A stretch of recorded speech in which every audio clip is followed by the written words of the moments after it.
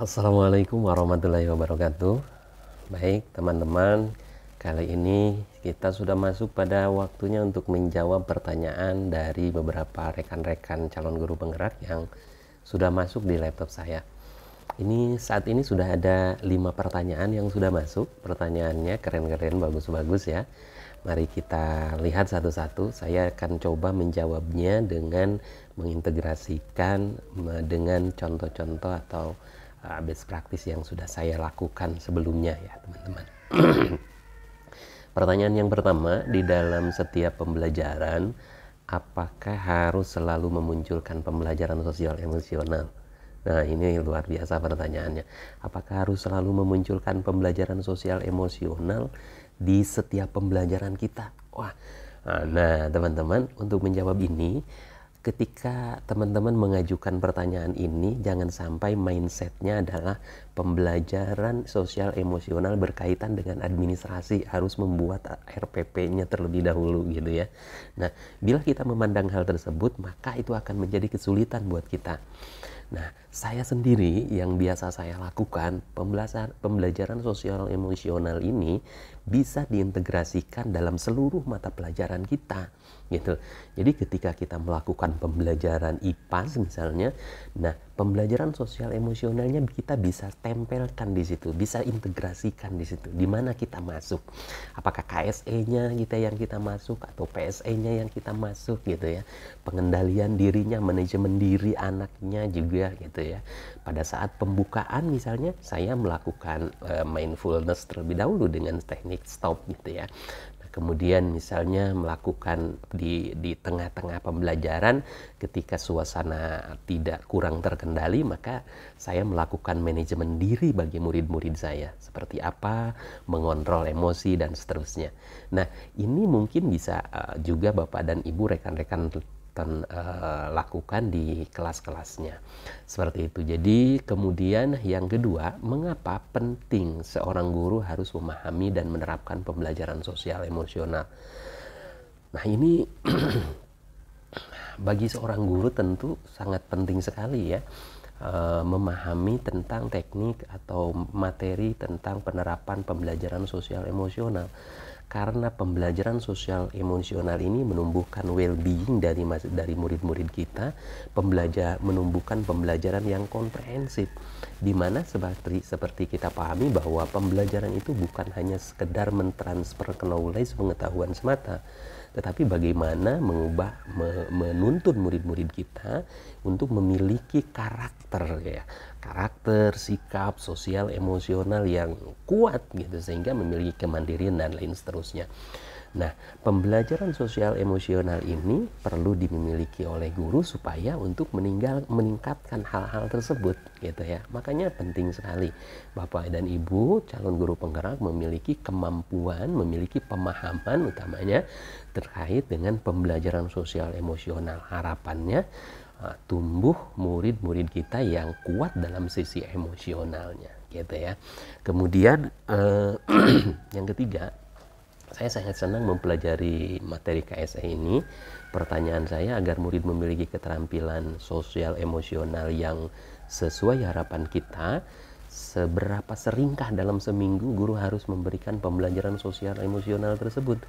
Nah, ini saya coba akan menyampaikan dengan pengalaman saya sendiri, rekan-rekan semuanya.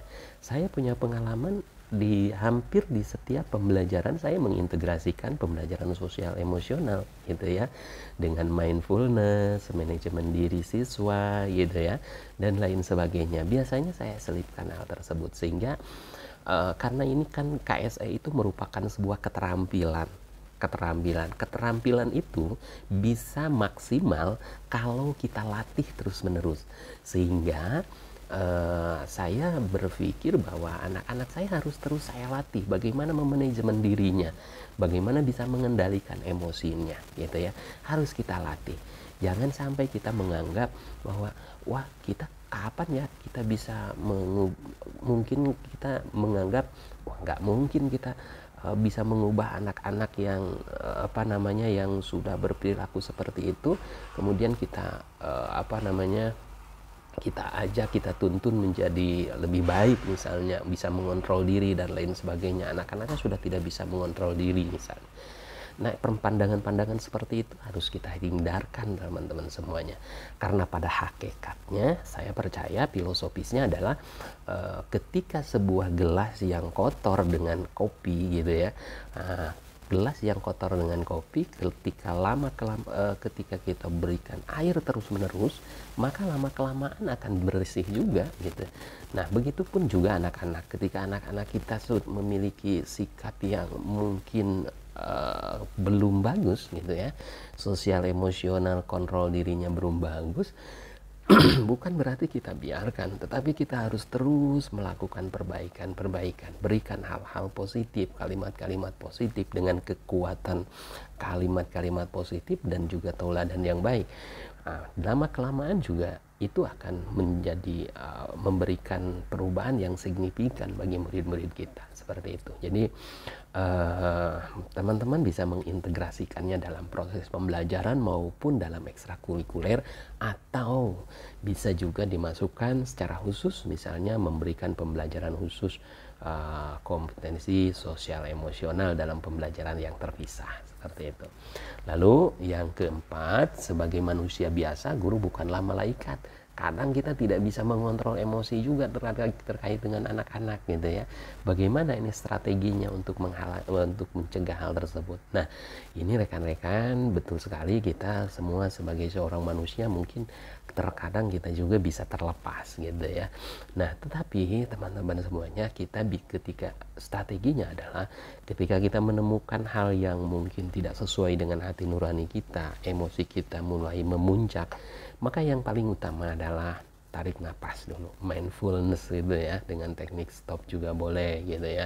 Mindfulness perlu untuk menyadarkan dulu diri kita. Nah, kalau kita sudah sadar bahwa posisi kita adalah sebagai guru, kemudian emosi itu sudah mulai kita cerna dengan realistis, dengan akal kita, pikiran kita yang realistis, maka disitulah biasanya yang saya rasakan itu emosi kita akan terkendali dengan baik. Seperti itu ya Bapak dan Ibu. Jadi mindfulness ini sangat relevan ya, sangat baik untuk mengendalikan emosi kita. Itu yang saya rasakan. Jadi tarik nafas dalam-dalam, kemudian tahan sambil dikeluarkan, sambil memikirkan, mengkonsentrasi dengan fokus gitu ya. Tetapi ini perlu dilatih ya. Tidak bisa ujug-ujug kita bisa memanfaatkan hal tersebut. Kemudian yang kelima, yang terakhir, bagaimana langkah untuk menerapkan 5 kompetensi pembelajaran sosial emosional untuk membentuk karakter siswa menjadi murid yang merdeka gitu ya. Nah, menerapkan 5 kompetensi pembelajaran sosial emosional untuk membentuk karakter siswa menjadi murid yang merdeka, tentu saja ini bisa dilakukan dengan beberapa cara. Yang pertama, bisa diintegrasikan dalam proses pembelajaran gitu ya. Kemudian yang kedua, bisa juga dilakukan secara mandiri, misalnya di luar pembelajaran secara khusus.